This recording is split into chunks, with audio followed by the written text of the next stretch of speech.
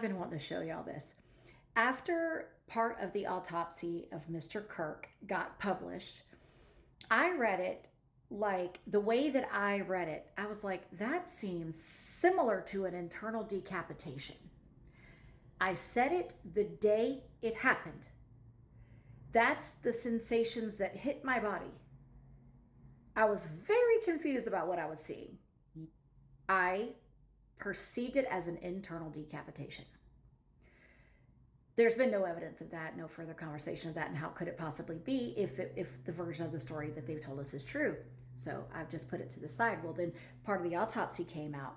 So I sat and I asked Claude, the AI, I said, can you put these terms, these words into layman's terms for me? Okay. I didn't give him the whole autopsy. I didn't tell him what it was in relation to. I just said, I gave him the terms and said, can you put this in layman's terms for me?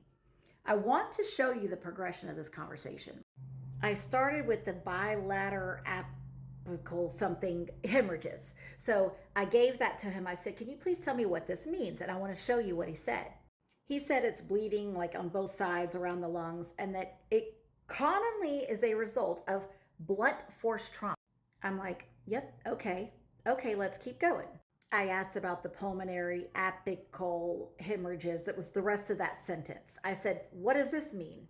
What do these words mean? So then he described again what it meant. And it said, this is usually happens with blunt force trauma, like a car accident. Then I asked about the multiple disruptions to the thyroid and carcoid or whatever. I said, what is that? What does this mean? Again, he says, it looks like an injury. He told me how to translate it, but then it looks like an injury due to like a blunt force trauma. And when we add these details, it looks like blunt force trauma along with, I got to think of the words. I don't want to get a violation, where like when you put a rope around someone, okay, and you do like this, and then they're dangling afterward, or you do it with your hands. Okay, this kind of thing. All right. The report also said the object transected the vertebrae, transected. And that's where my bells, when I read it originally, that's where my bells started ringing. I said, that sounds like the internal decapitation that my body registered when I saw. That sounds like internal decapitation.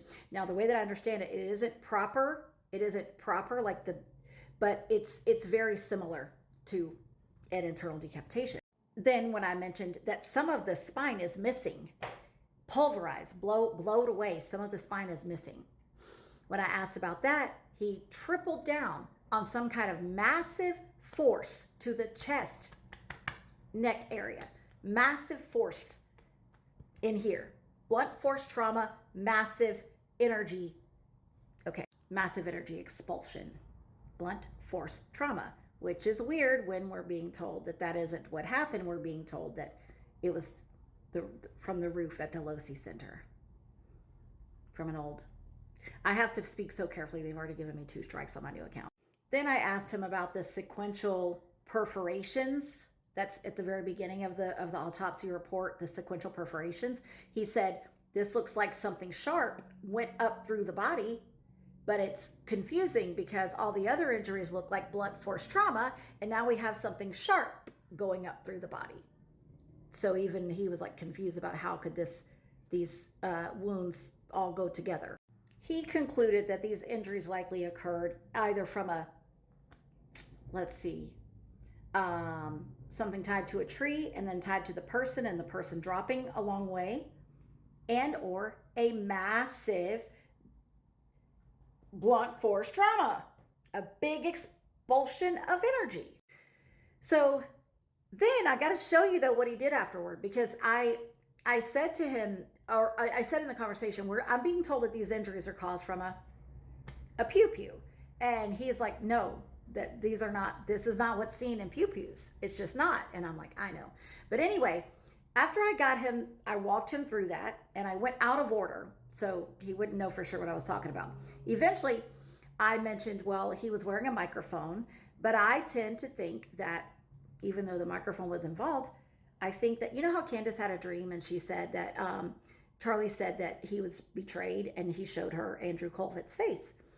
I think that betrayal was the shirt. Aside from all the other betrayals, obviously there was a bunch, but I feel as though that betrayal was the shirt. I feel as though they gave him that shirt. I feel as though he expressed that he thought somebody was coming for him. So they were like, here's this specially designed shirt that's got some protection from fast moving things that are made out of metal. And that, you know, that shirt that he was wearing that day, that Freedom shirt, was not the same brand as the other ones that they sell. It was a modified one. You know how it looked all bunchy, like there was something under it? It really looked weird. I thought that whole time, every time I looked at that video, I was like, it looks weird. It looks like there's something under the shirt. My perspective, just from my intuition, is that yes, the microphone of course played a role, but that shirt, because shirts that provide that kind of protection, there are like t-shirts and things that provide that kind of protection, and they have something called a heart box. It's a rectangle, it's a heart box. Right where all that damage was, is right where that panel is on shirts that provide protection from fast moving pieces of metal. And my intuition is that they said, here, we'll give you this protection since you're afraid and you're concerned. Let's put this special shirt on you for protection. And it turned out that that shirt was part of the overall mechanisms that were at work that day. One, the microphone being one thing, the other, some kind of pattern. I can't even say the word or even spell it. Pulse bang pattern within the heart box of the shirt. I think the shirt was part of the whole mechanism, delivery systems of the traumatic, that caused the traumatic injury. So anyway, I mentioned some of that to him, and he's like, he realized what I was talking about. Then he came back, and I'm going to show it to you.